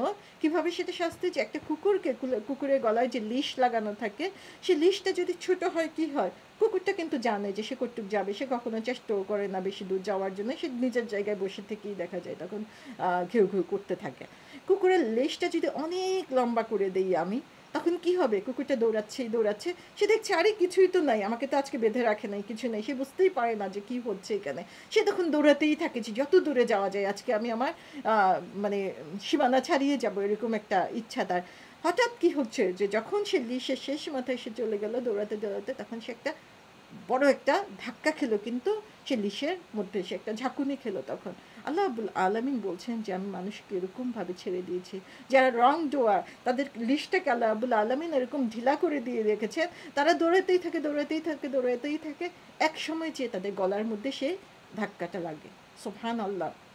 আল্লাহ রাব্বুল আলামিন বলছেন যে আল্লাহ রাব্বুল আলামিন তারা যে প্ল্যান করেছিল, সেই প্ল্যানটা পরে সেই কায়দাতে আসছে, যে কায়দা জিনিসটা এখানে কি বোঝানো হচ্ছে, যে আমরা জানি যে আব্রাহা যখন মক্কা আক্রমণ করতে আসলো, তার ইস্যু কী ছিল, যে সে যে কুল্লাইস তৈরি করেছিল, যে উপাসনার স্থান তৈরি করেছিল, সেই কুল্লাইসের মধ্যে কেউ পায়খানা করে দিয়েছে, তার মানে তার ধর্মকে অবমাননা করেছে, সে কারণে সেটা প্রতিশোধ নেওয়ার জন্য আসছে, সেটা তার একটা রিভেঞ্জ ছিল।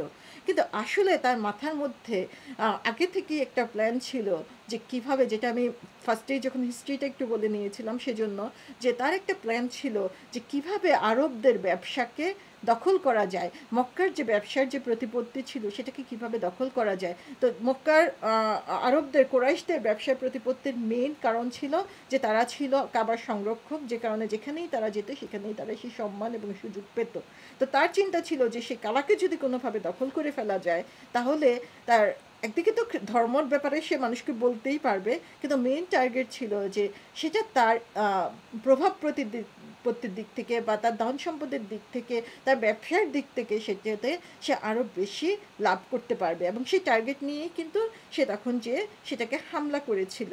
তা আল্লাহ রাব্বুল আলামিন বলছেন যে আসলে তো মূল ঘটনা হচ্ছে এটা, সে যতই রিলিজিয়নের কথা বলুক না কেন, তার মনের মধ্যে ছিল যে রিলিজিয়নের নাম দিয়ে সে আসলে তার এই দুনিয়াবি সাকসেসটাকে চাচ্ছিল।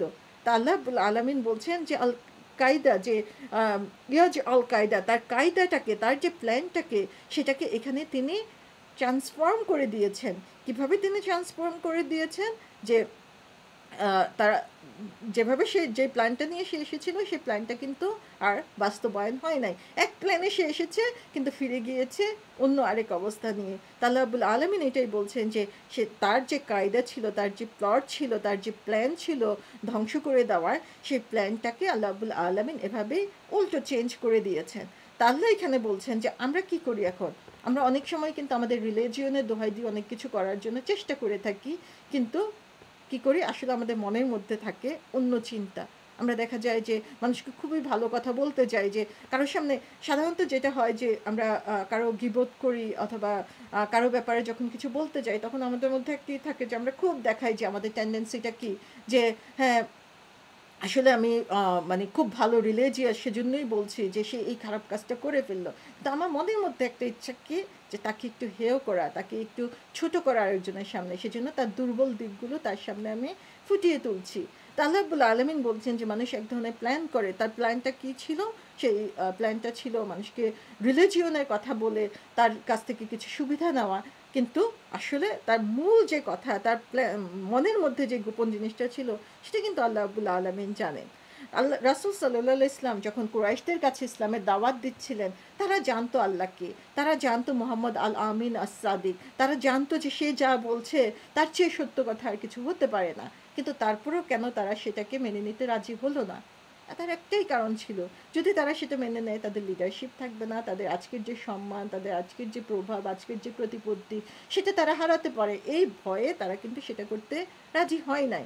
আল্লাহ রাব্বুল আলামিন সেই জিনিসটাকে এখানে আসলে মুখোশ খুলে দিচ্ছেন, যে আসলে তাদের মনে যেই কথাগুলো রয়েছে, আব্রাহার মনেও সেরকম ছিল, কিন্তু দেখো তার পরিণতি কী হয়েছে। আজকে তোমরা যারা কোরাইশ নিজেদেরকে খুব সম্মানিত মনে করছো, সেই সম্মান হারানোর ভয়ে ইসলামের পথে আসছো না। তোমরাও একবার চিন্তা করো যে তোমাদের জন্য আল্লাহ কি করতে পারেন, আসলে আল্লাহ কি না করতে পারেন। মক্কা বিজয় কিভাবে হয়েছিল, সেখানে কি রাসূলের কোনো অস্ত্র ইউজ করতে হয়েছিল, সেখানে কি রক্তপাত করতে হয়েছিল? কিছুই করতে হয় নাই। অত্যন্ত অসম্মানের সাথে আল্লাহ রাব্বুল আলামিন তখন তাদের হাত থেকে মক্কাকে দখল করে নিয়েছেন মুসলমানদের জন্য। সূরা আত-তারিকের একটা 15 এবং 16 নম্বর আয়াতে একটা কথা রয়েছে, খুবই সুন্দর কথা আল্লাহ রাব্বুল আলামিন বলছেন, ইন্নাহুম ইয়াকিদুনা কায়দা ওয়া আকিদুনা কায়দা। এই লোকেরা কিছু ষড়যন্ত্র করেছে আর আমিও একটা কৌশল গ্রহণ করেছি। কিছুদিন আগে এক জায়গায় দাওয়াত খেতে গিয়েছিলাম, সেখানে এক ভাবি তিনি বলছিলেন যে আমার কাছে কোরআনে এই আয়াতটা খুবই ভালো লাগে। সুবহানাল্লাহ, তার কথা শুনে আমার কাছে মনে হলো যে আসলেও তো কত সুন্দর কথাটা, যে আল্লাহ বলছেন যে এই লোকেরা কিছু ষড়যন্ত্র করেছে আর আমিও একটা কৌশল গ্রহণ করেছি।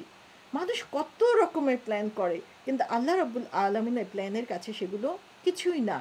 যে সুবহানাল্লাহ, যে আমরা যদি আজকে আমাদের সারা বিশ্বের দিকে তাকাই যে কত রকমের প্ল্যান হচ্ছে, কতভাবে ধ্বংস করা হচ্ছে, কতভাবে টর্চার করা হচ্ছে, কিন্তু একটার পর একটা প্ল্যান কিন্তু আল্লাহ রাব্বুল আলামিন করেই যাচ্ছেন। আমরা বাংলাদেশের ঘটনার দিকে যদি তাকাই তাহলেও সেখানে দেখব যে আল্লাহ রাব্বুল আলামিন যেভাবে রিভিল করছেন ইসলামের শত্রুদেরকে বা ইসলামের যারা অপপ্রচার করে তাদের বিরুদ্ধে আল্লাহ রাব্বুল আলামিন যেভাবে রিভিল করছেন, একটার পর একটা, কেউই জানতো না যে নেক্সট কী আসবে, কিন্তু তারপরে দেখা যাচ্ছে যে একটার পর একটা আল্লাহ রাব্বুল আলামিন কিছু সত্যকে আল্লাহ রাব্বুল আলামিন প্রকাশ করেই দিচ্ছেন, এবং যেটা কোনো মানুষের পক্ষে সম্ভব ছিল না হয়তো বা সেই সত্যটাকে বের করে আনা। তা আল্লাহ বলছেন এই লোকেরা কিছু ষড়যন্ত্র করছে আর আমিও একটা কৌশল গ্রহণ করেছি। কৌশলটা কি?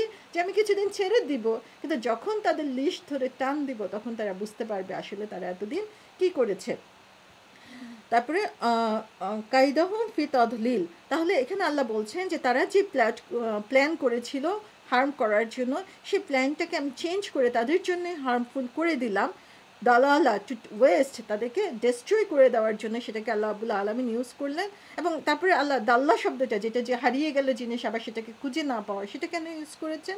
সেটা হয়তো এই জন্য ইউজ করতে পারেন যে তারা যে প্ল্যান করেছিল, যখন সেই আবাবিলের পাথর বর্ষণ শুরু হলো, সেই প্ল্যান আর তারা কোথাও খুঁজে পেল না যে এরপরে কি করার কথা ছিল, তাই না? তা আল্লাহ রাব্বুল আলামিন এখানে বলছেন যে আসলে যুগে যুগে আমরা যদি হিস্ট্রির দিকে তাকাই তাহলে দেখব যে কীভাবে আল্লাহ রাব্বুল আলামিন সেই কৌশলকে বাস্তবায়ন করেছেন। নমরুদের কথা আমরা জানি যে কত প্রভাবশালী সে ছিল, কত ক্ষমতা তার ছিল। সে নমরুদকে কীভাবে তাকে সে মারা গেল, নাকের ভিতর দিয়ে একটা মশা ঢুকে গেল, সেই মশার হাত থেকে বাঁচার জন্য তাকে জুতার বাড়ি খেতে হলো। ফেরাউনের কথা আমরা জানি যে সে ছিল রব, সে ছিল সমস্ত কিছুর মালিক, তার নির্দেশ ছাড়া কিছুই হবে না। সেই ফেরাউন একটা পানির মধ্যে ডুবে মারা গেল। এরকমভাবে আমরা দেখি যে আজকের যুগেও যারা টাইরেন্ট রয়েছে, যারা অত্যাচারী শাসক রয়েছে, যারা অপ্রেসর রয়েছে, তারা কিছুদিনের জন্য আল্লাহ তাদের লাগাম ছেড়ে দিল, একদিন কিন্তু সেই লাগাম ধরে আল্লাহ রাব্বুল আলামিন টান দিবেনই। তারপরে আয়াতে বলা হয়েছে ওয়া আরসালা আলাইহিম তয়রান আবাবিল। এখানে আল্লাহ রাব্বুল আলামিন এখন মূল ঘটনার দিকে চলে আসছেন। আল্লাহ রাব্বুল আলামিন ফার্স্টে ফোকাস করেছেন, তোমরা চিন্তা করো, আমাদের মাইন্ডটাকে ওপেন করেছেন। ওপেন করার পরে আল্লাহ রাব্বুল আলামিন বলছেন ওয়া আরসালা আলাইহিম তয়রান আবাবিল, তাদের উপরে তিনি কি পাঠালেন? তাদের উপরে তিনি পাঠালেন তয়রান। তয়রান মানে হচ্ছে ইনক্রেডিবল, এ লট অফ, যেটা হচ্ছে যে গুণে শেষ করা যায় না, চিন্তা করা যায় না, এরকম যে লটস অফ আবাবিল। আবাবিল মানে হচ্ছে যে হার্স আপন হার্স, যে দলে দলে গ্রুপে গ্রুপে পাখি পাঠানো হলো। এবং এটা বলা হয়েছে যে এই পাখিগুলো যে একই ধরনের পাখি সেটা না, বিভিন্ন রকমের পাখি, বিভিন্ন কালারের পাখি, বিভিন্ন গ্রুপের পাখি, দলে দলে আল্লাহ রাব্বুল আলামিন সেই পাখিগুলোকে পাঠাতে থাকলেন। এবং একটা বর্ণনায় এসেছে যে যখন যারা সেটা দেখেছিল তাদের বর্ণনা অনুযায়ী এসেছে যে সেই পাখিগুলো আসছিল ইয়ামেনের দিক থেকে, অর্থাৎ যেখান থেকে প্ল্যানের শুরু, আল্লাহ রাব্বুল আলামিন ধ্বংসেরও শুরু করে দিলেন সেদিক থেকেই। সুবহানাল্লাহ, আল্লাহ রাব্বুল আলামিনের প্ল্যান মানুষের বোঝা কত কঠিন।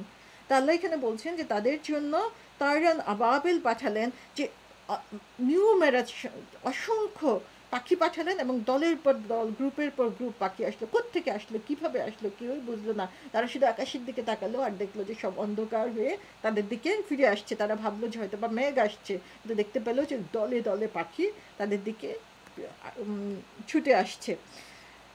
তার মিহিম বিহিজারাতিম মিন সিজিল, তারপরে কি বলা হলো যে তারামা, তারামা শব্দটা এখানে বলা ইউজ করা হয়েছে।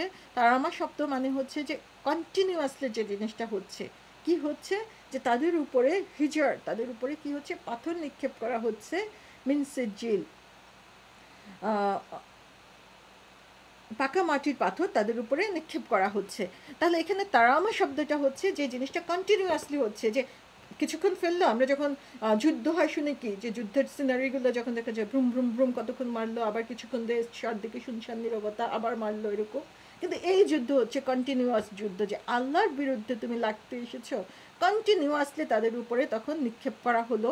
এবং তারামা শব্দের আরেকটা মিনিং হচ্ছে যে কোনো একটা জিনিসকে থ্রো করা, অনেক দূর থেকে জিনিসটা থ্রো করা হয়, যে খুব কাছ থেকে টুক করে লাগিয়ে দিল সেরকম কিন্তু না। এটা হচ্ছে যে অনেক দূর থেকে একটা জিনিসকে থ্রো করা হলো এবং সেটা একটা বিষয় টার্গেটে থ্রো করা হলো।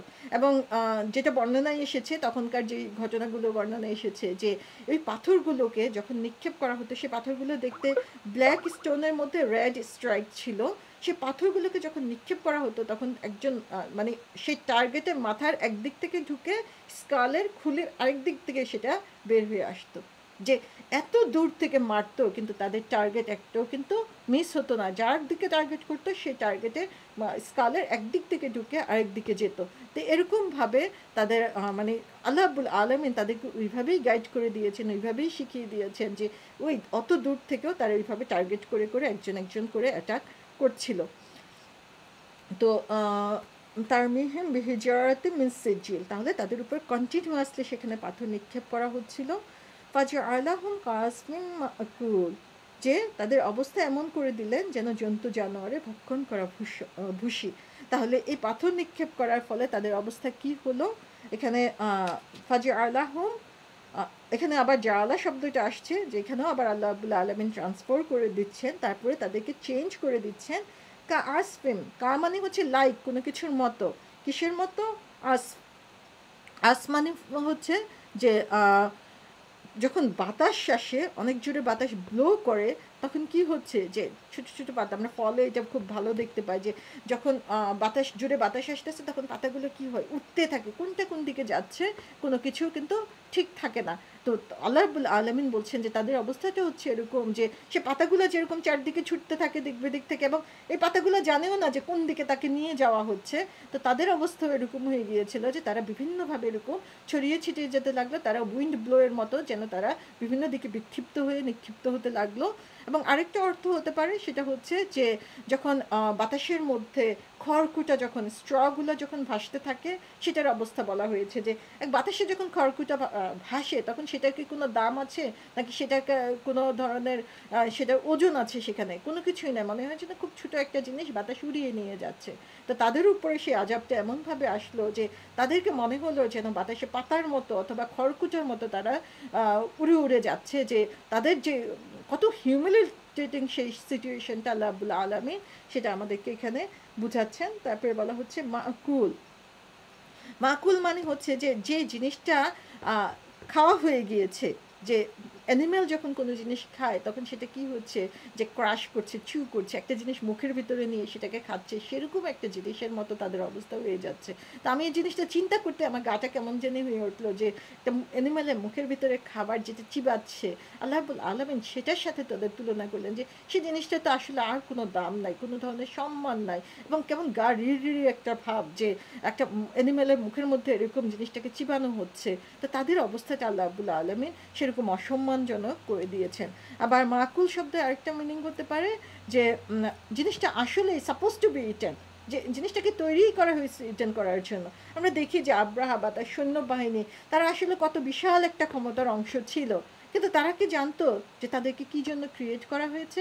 আল্লাহ বলছেন যে তারা যতই নিজেদেরকে সম্মানিত মনে করুক না কেন, তাদেরকে ক্রিয়েটই করা হয়েছিল এভাবে ধ্বংস হয়ে যাওয়ার জন্য।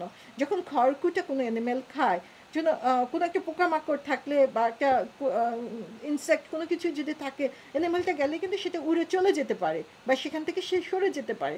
কিন্তু একটা খড়কুটার অবস্থা আমরা চিন্তা করি, সেটা যখন পড়ে থাকে, অ্যানিম্যালটা খেতে যাবে, সে তার কিন্তু নড়ার কোনো সাধ্য নাই, মানে তার এটা হবেই, সেটা সেরকম ডিফেন্সলেস, তার নিজেকে রক্ষা করার তার কোনো ক্ষমতা নাই। তা আল্লাহ বলছেন যে তাদের অবস্থাটা হচ্ছে এরকম যে তারা ডিফেন্সলেস হয়ে গিয়েছে, যে তাদের অবস্থাটা এরকমই ছিল যে তারা যে ডিফেন্স করবে, এর এগেনস্টে দাঁড়াবে, সে ধরনের ক্ষমতা তার ছিল না। তো আল্লাহ আবুল আলমিন এই সুরাটাতে আমরা দেখি যে ঐতিহাসিক একটা ঘটনাকে আল্লাহ আবুল আলমিন এখানে উল্লেখ করেছেন। কিন্তু উল্লেখ করার কারণ এটা না যে শুধু ঐতিহাসিক ঘটনাটাই আমরা জানবো। উল্লেখ করার কারণ হচ্ছে এই ঐতিহাসিক ঘটনার মাধ্যমে আমরা দেখব যে তাদের এই পরিণতির জন্য দায়ী কী ছিল, কিভাবে তারা এত অসম্মানিত হলো, কি কারণে আল্লাহ আবুল আলমিন তাদের এই পরিণাম নির্ধারণ করে দিয়েছিলেন। তো সুবহানাল্লাহ, আমরা যদি সেদিকে একটু রিফ্লেক্ট করি তাহলে দেখব যে আমরা আমাদের মাঝে অনেক কিছু এরকম খুঁজে পাবো যে জিনিসগুলো আমাদেরকে এরকম অসম্মানিত করতে পারে। কিন্তু আল্লাহ রাব্বুল আলামিন আমাদেরকে সময় দিয়েছেন, আলহামদুলিল্লাহ। এখনও আমাদের সময় রয়েছে। আল্লাহ বলেছেন আমরা যদি আল্লাহর কাছে তাওবা করি, শিরক ছাড়া সমস্ত গুনাহ আল্লাহ রাব্বুল আলামিন আমাদের মাফ করে দিবেন। সুবহানাল্লাহ, যে এরকম একজন মার্সিফুল গড আমরা পেয়েছি, যার মার্সির কোনো শেষ নাই, অনন্ত অসীম সেই দয়ার সাগরের মধ্যে আমরা আছি। শুধুমাত্র সেটাকে আমাদের একটু অ্যাপেল করতে হবে। তা আল্লাহ রাব্বুল আলামিন আমাদেরকে সেই পরিণাম থেকে রক্ষা করুন, এবং যেভাবে আল্লাহ রাব্বুল আলামিন তাদেরকে, যারা আল্লাহর এগেনস্টে দাঁড়িয়েছে, যারা আল্লাহ রিলিজিয়নের এগেনস্টে দাঁড়িয়েছে, যারা আল্লাহর পছন্দনীয় বান্দাদের এগেনস্টে দাঁড়িয়েছে, তাদেরকে আল্লাহ রাব্বুল আলামিন যেভাবে ধ্বংস করে দিয়েছেন, আজকেও আল্লাহ রাব্বুল আলামিন আমাদেরকে তাদের হাত থেকে রক্ষা করুক, যারা ইসলামের এগেনস্টে দাঁড়াচ্ছে, ইসলামের এগেনস্টে কাজ করছে, ইসলামকে অবমাননা করছে, ইসলামকে অসম্মানিত করেছেন। আল্লাহ রাব্বুল আলামিন আজকেও আমাদেরকে সেভাবে প্রোটেক্ট করুন। কিন্তু তার চেয়ে বড় কথা, আমি আমার দায়িত্ব পালন করছি কিনা, আমি যাতে তাদের মধ্যে ইনক্লুডেড না হয়ে যাই, আমি যাতে নিজেকে এখন থেকে সাবধান করে নিতে পারি, প্রত্যেকটা কাজের আগে চিন্তা করতে পারি আমি কি আমার রবের কথা শুনছি নাকি রবের এগেনস্টে করছি, সে মহান শক্তির নিয়ামতের মাঝে ডুবে থেকে তার এগেনস্টেই কথা বলছি, নাকি আল্লাহ রাব্বুল আলামিনকে সন্তুষ্ট করার জন্য আমি কাজ করছি। আল্লাহ আমাদের সবাইকে সেটা রিয়েলাইজ করে সেটাকে আমলে আনার তৌফিক দিন। ওমা তৌফিক ইল্লা বিল্লাহ। আসসালামু আলাইকুম।